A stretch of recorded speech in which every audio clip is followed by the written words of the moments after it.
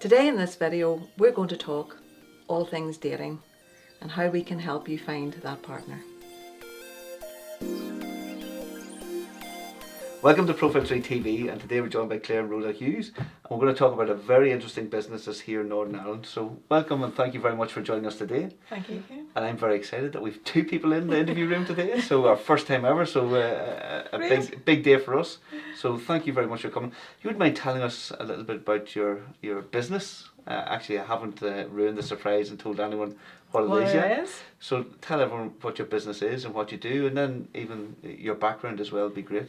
Okay, I own Soirée Society. It's Northern Ireland's award-winning matchmaking company, but I never set out to be a matchmaker. I am actually a retired bank manager. I hasten to add, early retired. And then I started to do a bit of business mentoring. I worked very closely with the Enterprise Centre in Dungannon. And it was just one day, a very good friend of mine was in my kitchen. She's a 35-year-old professional girl, and she said that her 5-year relationship had broken up unexpectedly and told me how difficult it was to meet someone. Now, I'm a happily married woman. I know very little about the dating scene, and I was really surprised how this good-looking professional girl was finding it difficult.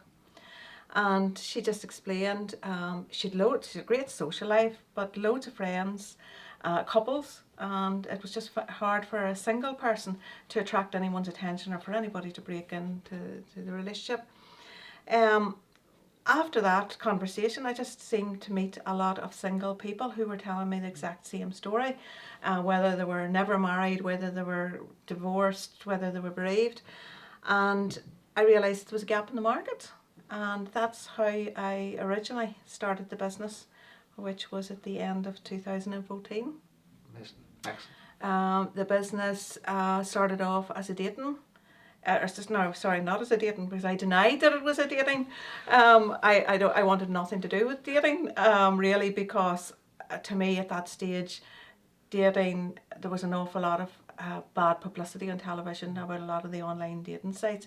So I started off as an events company for unattached people, and then it was only after that that a few, particularly men, were saying they didn't like this publicity.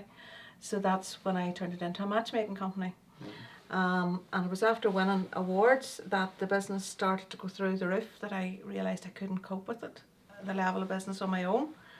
And that's where Rhoda came in. So I asked her to join. Yep, so my background basically is an early retiree. I worked in the civil service for almost 33 years, and they were doing a voluntary early exit. So I thought I'd take my opportunity and escape. I'd done a wee bit of domiciliary care work because I wanted to do something completely different. My mum had dementia and it was very important to me. And then Claire asked me after about 9 months, would you give me a hand? Would you help out? Because I got really, really busy. So after a nice meal out, a couple of glasses of wine, on a Saturday night, I signed up on Monday morning. And that was it. You know, had to hit the road running. It was full on. We had lots and lots of applications come in, mostly from women, have to say. So a good bit of my role was trying to promote and trying to encourage men to come onto our books because they're a wee bit more hesitant in coming on the books. So it's been a journey, and it's been great fun. Every day is different. We meet new people, and I love that integration with people, meeting people, chatting to people, and more than anything, matching people up and successfully matching them and seeing the happiness you can, give people and change people's lives, basically. Totally, and what an impact you can have on people's personal lives. It's amazing, for many, many years. It's incredible. Exactly, and it's very difficult.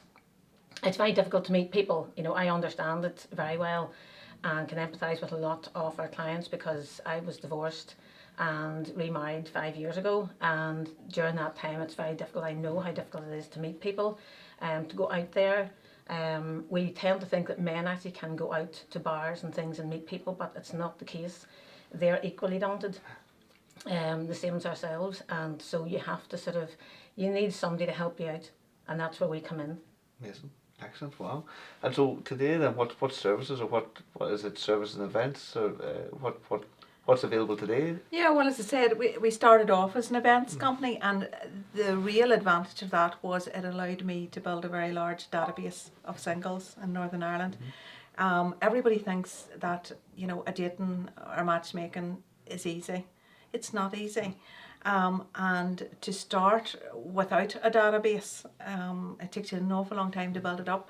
So I suppose whenever the man said to me, look, love what you're trying to do, but we don't like going into a room full of women. We feel, believe it or not, the men actually said they felt intimidated.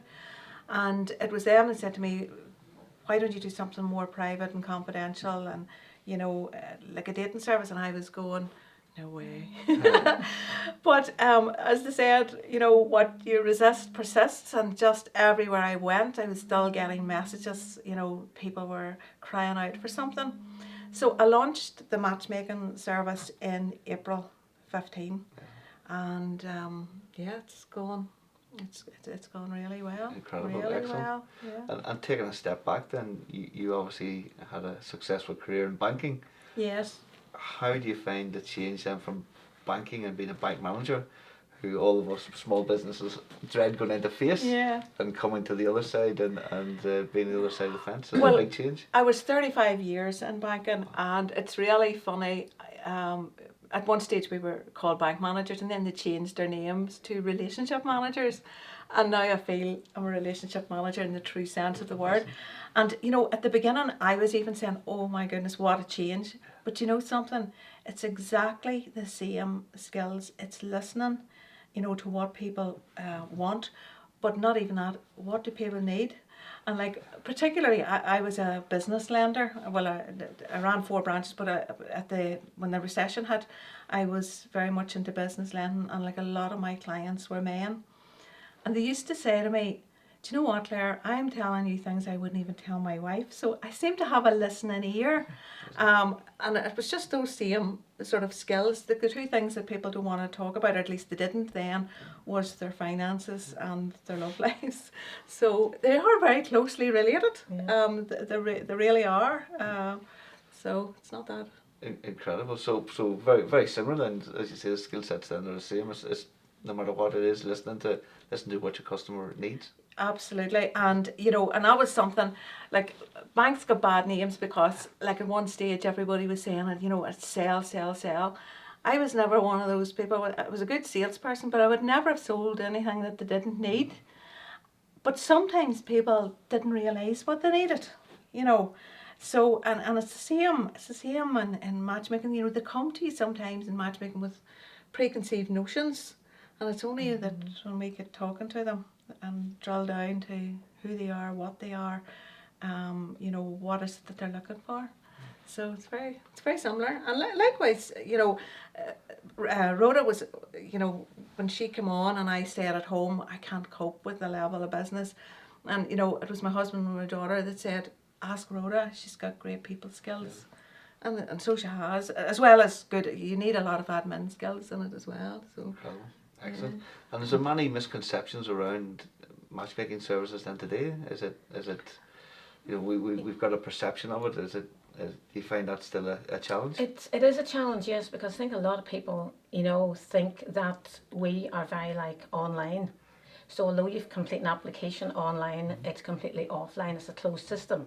So unlike, and I'll not name other matchmaking or dating sites, but unlike them, people know who's on it. Ours is very private and confidential.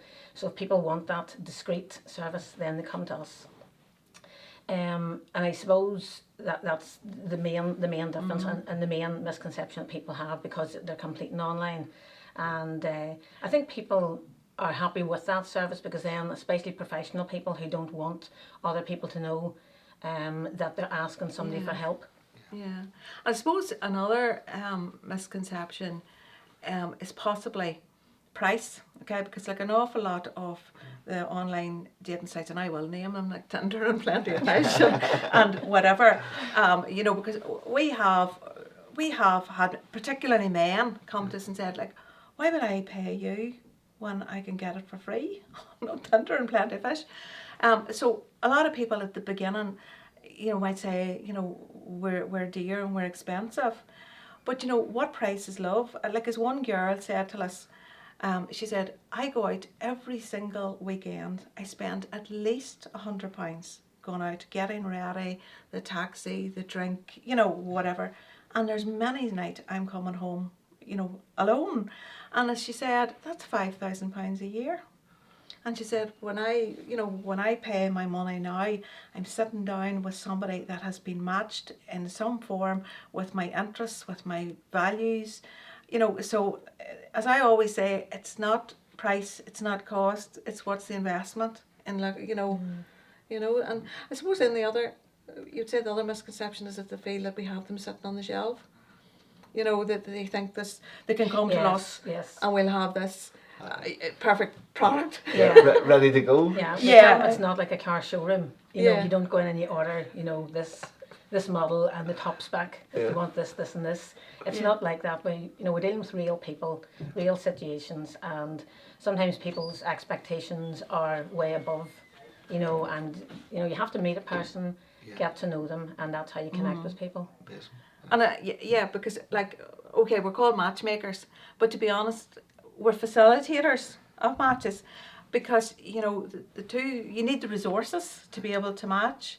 And whilst you might be the most matchable person in the world, Kieran, unless we have a lady that you tick all the boxes for, you know, in different things, height, location, interests, you know, so we don't match for the sake of matching. You know, they have to be compatible. Makes sense. But we're totally transparent about that. There's no guarantees. Very you know, nice. we're not magicians. No, excellent. That's good. Just again, as you say, you have to invest. It's a boutique service. Yeah. And you know, maybe we're so used to now the fast food and the fast, even our industry, fast websites. You can go and buy a GoDaddy website today and pay your whatever, a couple of pounds, but you'll get a GoDaddy website that's worth a couple of pounds. So it is a challenge, like, but It is, but you do get what you pay for, and if you're going on and you're paying free, you're going to get. You get what you pay for, so it's no. And I suppose you just have to be convinced of your professionalism and you know, win that credibility. Like, you're not credible until you prove yourself, you know. And I'm sure it's very much the same in your industry. No, it's brilliant, excellent. So it's really interesting, even though you're in a totally different business to us, how similar. You know, the business side of it is. It really is. And then in your industry, is there many challenges then that you would find in the industry today? Is it changed a lot in the last couple of years? Do you see much differences? I suppose the challenge, the biggest challenge that we would have is getting men out of their caves. Okay? We do have an abundance of females, and let me explain that. It doesn't mean that we don't have men, but let me explain. Women are nurturers. Okay, when we talk to anybody about our business and we talk to a lady, she'll go, well, first of all, she'll think of herself, but then she'll think of her sisters, her work colleagues, her friends, her mum, and they immediately go and they tell those people, oh, you know, you need to sign up with Soirée Society. Now, the man hears about us and he'll go, that's interesting, and he'll go home and he'll read the website. And he'll think about it, and it could be months. Like we've talked to guys that has taken maybe a year to come on, to get the courage, but he certainly won't tell anybody else he's doing it, and he's very, very reluctant to talk about it openly. And we you remember that guy that we had there that came on, and I spoke to him 2 years ago. He got as far as the whole profile. He got as far as everything, and then he just reneged. And he came back on there, was it October? And I said to him, it's been 2 years since you've been here. And he said, I'm a man. I thought to myself, I should be able to do this for myself. And he said, it didn't happen. And like, he's now out, he's now going steady, as we'd say. Amazing, excellent. Yes. So, but you're right, the mindset is that we should fix these problems ourselves. Sometimes we do need a little bit of help. But then what, have you cracked in any way that might be able to solve this problem, or you're probably working on different things all the time to try and improve sign-ups from men? Well, I suppose one of the things, and it's in your industry, we did look at our SEO on the website, and I suppose because the word matchmaking, we discovered whenever we started to look at SEO, nobody goes looking for a matchmaker. So you can talk about this, the terms that people. Yeah. So we changed it. We brought the word dating in, and our applications from men have soared since that. Which is great, So bring it on. Yeah, they'll make it continue. So And then I suppose the men get matched so quickly. The men get matched very quickly because we have the abundance of women. So therefore, people say to us, oh, do you have many men on? We say, yeah, but they get matched up, they go off again. So it's constantly trying to replenish those men and just keep them coming on. Yeah. And that's it's getting that out, and again on Facebook you can't put anything out on Facebook. They don't want to advertise it.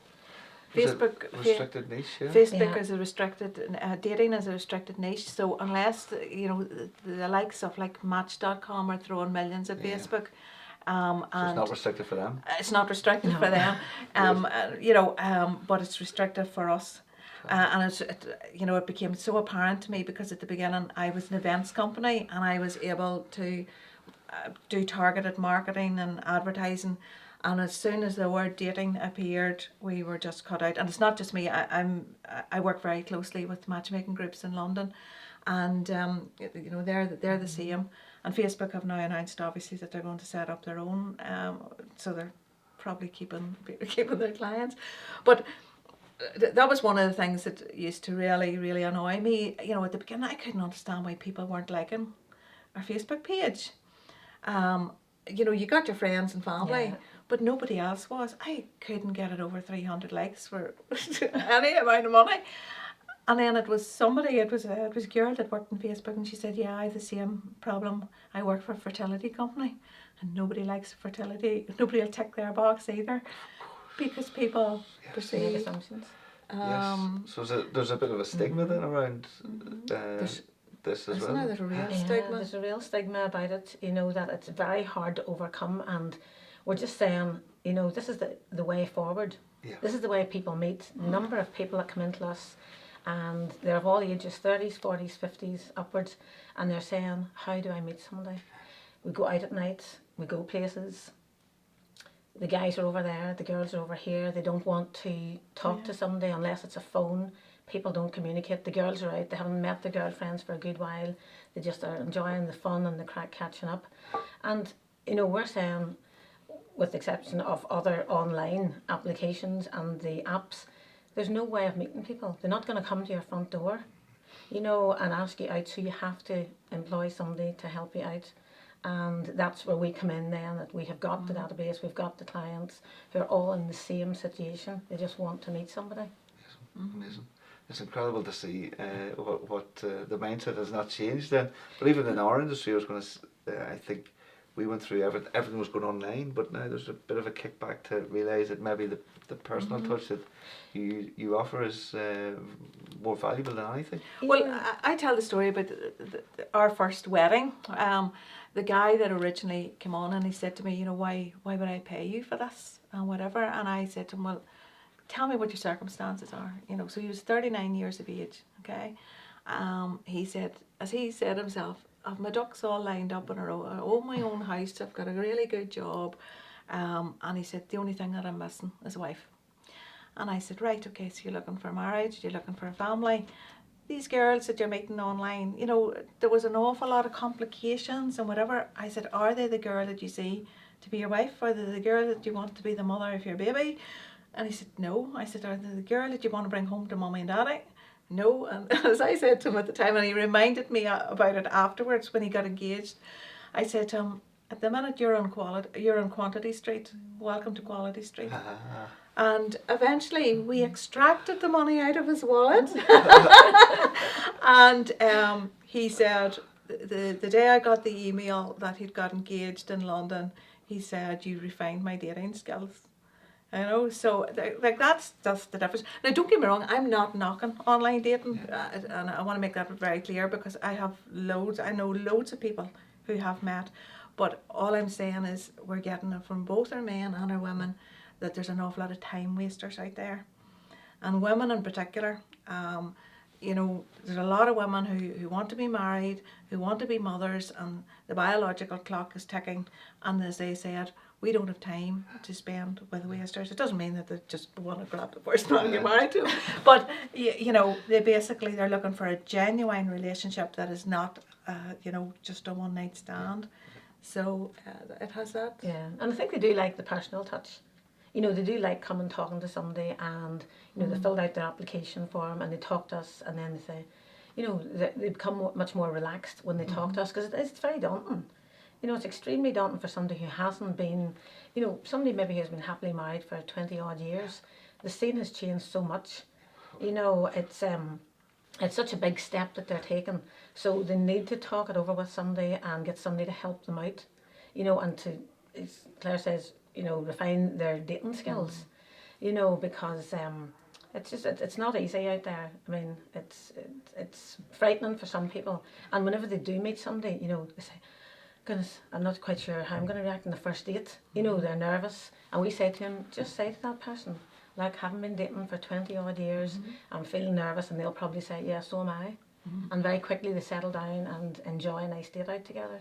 Amazing. We wrote a particular blog, just dating tips for men, and it's not that the women don't need it, but and it's just information that we gathered from, you know, feedback, and we sent that out. We sent that out to our men, and there's a couple of guys come back and said it was invaluable, and it was amazing how their next dates went better. You know, because they knew how to be more interested in the people that they were. It was why I always say, to be interesting, you need to be interested in the other person. So no, it's just that personal touch. As you say. And you actually, so you give some guidance, help and tips as well, then if needed. Yeah, if needed. There's some don't need it, but there's some who do, you know, value that sort of, you know, just our contribution to what works best for people. You know, and if you have been out of the dating scene for a while and it's very different, you know, you have to sort of be brought up to date again with the, you know, what the protocol is as such. Yeah, and things change so fast. Things change very, very quickly, yeah. When we do get a match where the two people accept each other, and when we send out the contact details, we have whole guidelines as to exactly what to do. And as we say to everybody, if they follow the guidelines, goes okay. You know, we tell the man what to do. The first thing to do is to text the lady and say, hi, this is Kieran. When's a convenient time for me to call you? And then so that the lady can say, because you just don't know where, you just can't make a phone call, because she could be sitting with her children, she could be sitting with her family, you know, and she'll text back, and it allows them, and as we say, don't get into, telephone conversation shouldn't be all about your life history. That's what the date's for. And not even your history, as we talk about The future. and the present and the future. But I find that useful as well. And we don't encourage, you know, clients to text an awful lot either, because text can be misunderstood, misinterpreted. And until you get to know somebody and get to know their sense of humour or their wit, you know, somebody puts something in a text and all of a sudden they've offended somebody, or they've misunderstood what, you know, because it's not in the context. Yes. So we're very much against a lot of texting, which is a lot of what the very online dating is about. People have come to us and said, do you know, I've texted and emailed and I've never met the person, and then they just disappear. So it's frustrating. Incredible. It's frustrating for them, yeah. No, actually, I'm learning stuff here as well. You would think it's like I'll be in trouble. But I would get definitely in trouble. But no, I actually am blown away how when you strip away the services we offer, like how much is in common. As I say, SEO, content marketing, you're listening to the customers, providing advice and support, bespoke. It's amazing. And actually, then clients referring. So it's when you come down to the same business principles and leading to a successful business. So very, very interesting. So what's the future then for yourselves and the business, and what's next? I suppose one of the things that we keep coming up about is that nobody will go public, and we have to respect that, because that's the reason they came to us in the first place. You know, was because we're private and confidential. But sometimes we're the victim of our own success, because whenever, you know, for example, I am inundated with the newspaper saying, oh, would you bring a couple forward that have met and all the rest of it. and you know, you go to the couple and they say no. Like, I mean, there's one of our marriage, our weddings, there's an absolutely beautiful story to it, and we would just love them to go, but you know, she was too shy, you know, and we have to respect that, and we will never tell. And if the people want to say where they met, that's brilliant, but we will never say. So now we're nearly writing it into the contract. You know, if this is the wedding, you have to go public. You have to give us a wedding photo. But like that lovely story about, you know, the recent elderly gentleman. Oh yes, it's lovely. Yeah, we had an older couple that had met, and you know, without saying too much, it was actually he was a widow, and it was lovely because it was his wife, you know, had saw our article in a paper, and she cut it out and said to him, you know, if anything ever happens to me, I want you to contact Soirée Society. And he did after a certain period of time. And his first introduction, he met the lady that he is very happy with now, and things are going really, really well. So she even told us that, you know, she rang me up and she says, oh, thank you so much for introducing me. I've got butterflies in my stomach going to meet him, and it works from young to older, and it's lovely. So I suppose in the future we just want to have more of those happy stories and match more people and try and do something for people and make them as happy as we are in our marriages. Amazing, isn't it? Sounds great, and the joy you provide in people's lives is incredible. Like, and years and years and years of happiness after the final match. There's nothing, you know, we get real excited. Our last engagement, I was sitting watching something the night, and I just got this text from Rhoda. You know, somebody's got engaged. Well, honest to God, you would have thought we were mother and the bride. Why are you not answering your phone, Clara? Brilliant. But, you know, it gives you a real feeling of achievement. That you've Makes your achieved. job worthwhile. It does. That's what we say. It makes your job worthwhile whenever it all goes well. Now, we don't get it right all the time, of course, but when we get people who are really happy and get matched up, and they tell us, you know, then it's great. It's a great feeling. Excellent. Well, thank you very much for coming in today. So if anyone watching this is interested to reach out, how should they get in contact with you? What's the best way for them to do that? The best way is the website www.soireesociety.co.uk. That's the best way. But we're on Facebook, we're on Twitter, we're on LinkedIn, and but that brings me back to just LinkedIn. When I mention it, I was telling Rhoda, I had a gentleman the other day who would not link with me on LinkedIn because he saw what I did. And I said, what do you mean? And he said, oh, I couldn't be seen to accept you because you're a matchmaker. And I was going, that just tells me the stigma Still there. that's still there, you know, so that has to be overcome. So, but yeah, the website is probably, or Facebook. Yeah. Brilliant. Excellent. Well, I'll be sure to connect with you both on LinkedIn. Yes, and your wife will understand because you'll show her that. I'll explain. I'll explain. I'll be no, it's all good. So thank you very much for coming in today. Great story, and amazing to see what you're doing, and can't wait to see the journey unfold, and I'm looking out for that first wedding story then in the papers locally. So are we. It'd be great to see. So again, thank you. Thank you, Kieran. And thank you for watching Profile 3 TV. That's Kieran coming from Profile 3 here we're the content marketing agency, coming to you from Springfield Road in the Innovation Factory, and hopefully we'll see you in the next video. Don't forget to click on the links below, and I'll bring you through to the website. And if you're interested, why not register and see what the dating service could do for you. Hopefully we'll see you tomorrow. Thank you.